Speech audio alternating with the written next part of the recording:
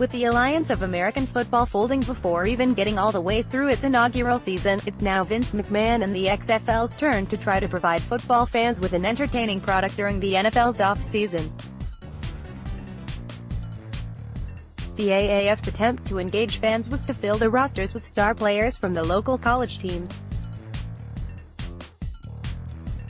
For instance, the Atlanta Legends had several former Georgia players, while the Birmingham Iron had some former Alabama players.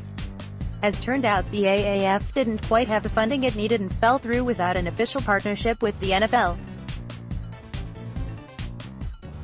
The XFL, which will be going through its second iteration, may try a different approach. One of the main problems with football leagues that aren't the NFL is finding enough star players to make an entertaining product. The AAF didn't really have that, and the XFL will have to learn from that. In order to produce the best football as possible, the XFL is open to the idea of allowing teams to sign players who wouldn't otherwise be eligible for the NFL draft. The XFL's commissioner, Oliver Luck, joined Mike Florio's PFTPM podcast on Monday and discussed the idea of allowing teams to sign players before they become eligible to play in the NFL. Luck didn't exactly commit to the idea, but he was certainly far from ruling it out. "I would say this, there has been, as you know, a number of guys who've sort of talking about it," Luck said. "I think our launching point, February of 2020, is still down the way a little bit.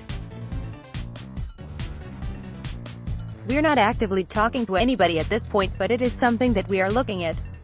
As I have said many times before, I would only do that if I believe and our coaches believe that a young man who is not eligible enough for the NFL nonetheless has the physical, the emotional, the mental sort of maturity to play professional football, because we're gonna have 26, 27, who knows, 28, 30-year-olds playing in our league. It's something that's certainly in our playbook. At this point, we really haven't spent much time thinking about it.